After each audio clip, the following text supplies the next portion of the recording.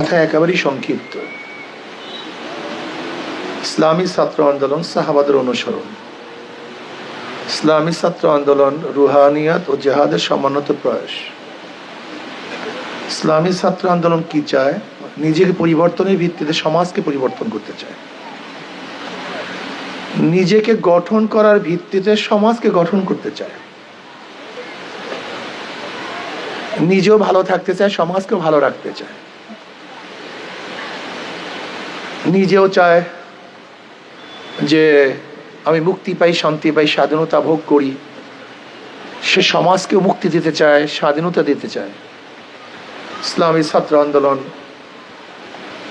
তারা শুধু ক্ষমতার পাগল নয়। ইসলামী ছাত্র আন্দোলন তারা নীতি ও আদর্শের পাগল। ইসলামী ছাত্র আন্দোলন নীতি ও আদর্শকে রক্ষা করার জন্য নিজেকে বিসর্জন দেয়। নিচক শুধু ক্ষমতার জন্য ইসলামী ছাত্র আন্দোলন কোনো কালই কোনো অবস্থাতেই কাজ করে না, করবেও না ইনশাআল্লাহ। ইসলামী ছাত্র আন্দোলন সাহাবাদের অনুসরণ। তার মানে সাহাবারা জাহেদ ছিলেন, ত্যাগী ছিলেন। আপনাদেরকেও ত্যাগী হতে হবে। সাহাবায়ে কেরাম রিদওয়ানুল্লাহি তাআলা আলাইহিম আজমাইন মুত্তাকিন ছিলেন। আপনাদেরকেও তাকওয়া অবলম্বন করতে হবে। সাহাবারা আবেদ ছিলেন, আপনাদেরকে আবেদ হতে হবে। সাহাবারা দানশীল ছিলেন, আপনাদেরকে দানশীল হতে হবে। সাহাবারা নিজের চেয়ে অপর ভাইকে প্রাধান্য দিতেন, আপনাদেরকেও নিজের চেয়ে অপর ভাইকে প্রাধান্য দিতে হবে। সাহাবারা সমাজ সেবক ছিলেন, আপনাকেও সমাজ সেবক হতে হবে। সাহাবারা আল্লাহর জমিনে আল্লাহর হুকুমতকে কায়েম করার জন্য সর্বোচ্চ ত্যাগ করেছেন, নিজের জীবনকে বিসর্জন করেছেন। আপনাকে আমাকেও ইসলাম হুকুমত কায়েম করার জন্য সর্বোচ্চ ত্যাগ করতে হবে। সাহাবায়ে কেরাম রিদওয়ানুল্লাহি তাআলা আজমাইন দুনিয়া লোভী ছিলেন না। আপনাকে আমাকেও দুনিয়ার লোভ ত্যাগ করতে হবে। সাহাবায়ে কেরাম রিদওয়ানুল্লাহি আজমাইন ঈমানের জন্য, ইসলামের জন্য ঘর ছেড়েছেন, হিজরত করেছেন, গোটা দুনিয়ার মধ্যে ছড়িয়ে পড়েছেন। আপনাকে আমাকেও ঈমানের তাগিদে হিজরত করতে হবে। প্রয়োজনে দেশ ত্যাগ করতে হবে, ঘর ছাড়তে হবে, বাড়ি ছাড়তে হবে, সবকে উজাড় করে দিতে হবে ইসলামের জন্য। আপনি কি দেখেননি লালমনিরহাট হারানো মসজিদ, যেই মসজিদের ইটের গায়ে লেখা 69 হিজরি। সাহাবাদের যুগ ছিল 100 হিজরি পর্যন্ত, আর সেই লালমনিরহাটে হারানো মসজিদ পাওয়া গেছে কত হিজরির? 69 হিজরি। তার মানে সাহাবাদের যুগে এই আমাদের বাংলাদেশের লালমনিরহাটে মসজিদ স্থাপিত হয়েছিল। আপনি চিন্তা করেছেন? কোন কোন ঐতিহাসিকরা বলেন টেকনাফের মধ্যে, কক্সবাজারের মধ্যে কোন কোন সাহাবী এসেছিলেন। কিছু কিছু ঐতিহাস এই কথা বলেন। সাহাবায়ে কেরাম রিদওয়ানুল্লাহি আজমাইন গোটা দুনিয়ার মধ্যে ছড়িয়ে পড়ছেন। গোটা দুনিয়ার মধ্যে, গোটা দুনিয়ার মধ্যে তাদের শরীর মোবারক ছড়িয়ে ছিটিয়ে আছে। সেই মক্কার থেকে, মদিনার থেকে তারা গোটা দুনিয়ার মধ্যে দ্বীনকে ছড়িয়ে দেওয়ার জন্য হীন এমন কোনো কষ্ট নাই যে কষ্ট তারা করেন। অথচ আজকে আমরা এই দিনের জন্য সামান্য ত্যাগ করতে পারি না, সামান্য কষ্ট স্বীকার করতে পারি না, অর্থ ব্যয় করতে পারি না, শ্রম দিতে পারি না, ঘাম ঝরাতে পারি না, রক্ত ঝরাতে পারি না, জীবনকে উৎসর্গ করতে পারি না। হবে না, আমাদের দ্বারা কিছুই হবে না। ত্যাগী মানুষ ব্যতীত কোনো কিছুই হয় না। দেখেন, মা যদি আমাকে প্রসাব করার জন্য ত্যাগ না করতেন তাহলে আমি জন্মগ্রহণ করতে পারতাম না। মা যদি কষ্ট স্বীকার করে আমাকে দুগ্ধ পান না করাতেন আমি বড় হতে পারতাম না। আমার বাবা যদি আমার জন্য না খাটতেন আমি খেতে পারতাম না, আমি পড়তে পারতাম না, আমার ঘর থাকতো না। আমাকে কে দিত? আমার বাবা আমার জন্য ত্যাগ করার কারণে আজকে আমি বড় হয়েছি। একটা দানা তার অঙ্কুরের জন্য নিজেকে বিসর্জন দিয়ে দেয়। যখন অঙ্কুর উঠে দানা ধ্বংস হয়ে যায়, বিসর্জিত হয়ে যায়, তাকে বিসর্জন দেওয়ার আগে সেখান থেকে অঙ্কুর ওঠে না।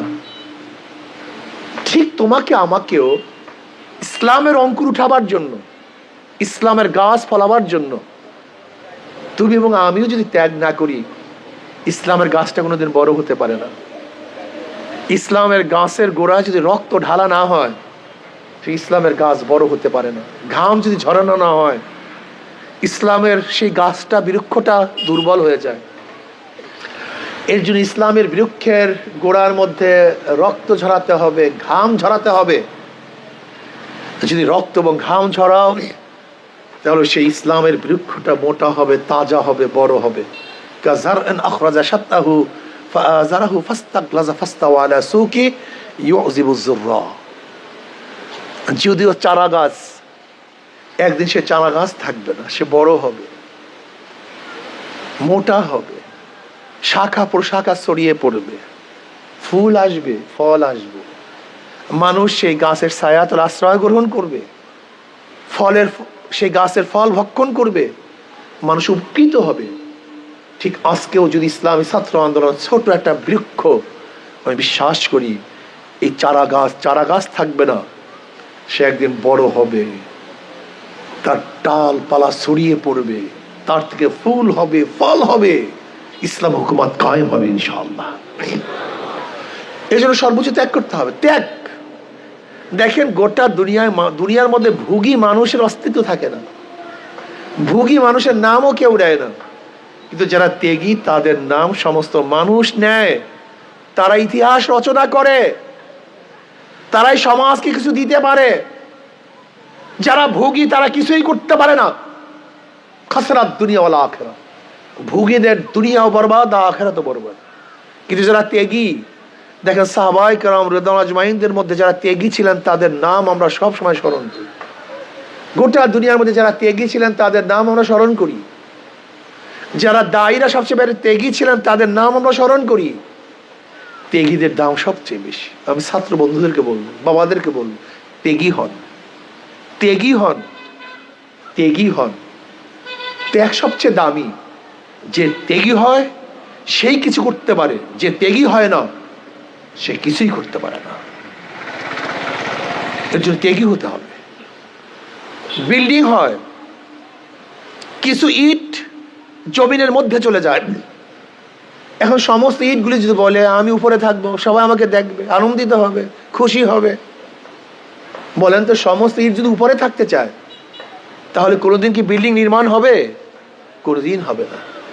কিছু ইটকে চিরতরের জন্য মাটির নিচে চলে যেতে হবে, যাদেরকে কেউ কোনোদিন দেখবে না, তাদের বুকের উপরে ভিত্তি করে বিশাল ইমারত হবে। ঠিক কিছু লোককে ইসলামের জন্য, কিছু লোক ইসলামের জন্য এমন ত্যাগ করতে হবে যাদেরকে কেউ কোনোদিন দেখবে না, তারা কোনোদিন ক্ষমতার ভাগে ভাগী হবে না, তারা কোনোদিন আনন্দ ফুর্তি করতে পারবে না, তাদেরকে কেউ জানবে না, চিনবে না, কিন্তু তাদের বুকের উপরে দাঁড়িয়ে ইসলামী ইমারত দাঁড় হয়ে যাবে, তাদের বুকের উপরে ইসলামী হুকুমাত কায়েম হয়ে যাবে, তাদের মাধ্যমে গোটা দুনিয়ার মধ্যে ইসলাম ছড়িয়ে পড়বে। এর জন্য আমার শেষ কথা হলো, আমার ছাত্রদেরকে বলবো, ত্যাগী হও, ত্যাগী হও, ত্যাগী হও। রুহানিয়ত ও জিহাদের সমন্বিত প্রয়াস, রুহানিয়তকে শক্তিশালী করো। রুহানিয়ত ব্যতীত শুধু জিহাদ, এটা সন্ত্রাস। আর জিহাদ ব্যতীত শুধু রুহানিয়ত, এটা সন্ন্যাসী জিন্দেগি। বরং রুহানিয়ত ও জিহাদের সমন্বিত প্রয়াস হলো ইসলামী জিন্দেগি। যে আল্লাহ আপনাকে এবং আমাকে সবাইকে ত্যাগ করার ভিত্তিতে ইসলামী হুকুমাত কায়েম করার তৌফিক দান করেন। আল্লাহ পাক শুধু আমাকেই ভালো না রাখেন, আমাদের সবাইকে আল্লাহ ভালো রাখেন। শুধু আমি ভালো না থাকি, আল্লাহ পাক সবাইকেই ভালো রাখেন। শুধু আমি স্বাধীনতা ভোগ না করি, সবাই যেন স্বাধীনতা ভোগ করতে পারে। ইনশাআল্লাহ আমি ইসলামী ছাত্র আন্দোলন চরমনাই কওমি শাখাকে বলবো, ত্যাগী হও, ভোগী না হও, ইসলামের জন্য সর্বোচ্চ ত্যাগ করার চেষ্টা করো। আল্লাহ আমাকেও ত্যাগ করার তৌফিক দান করেন, আমাদের সবাইকে ত্যাগ করার তৌফিক দান করেন। ওমা আলাইনা ইল্লাল বালাগ।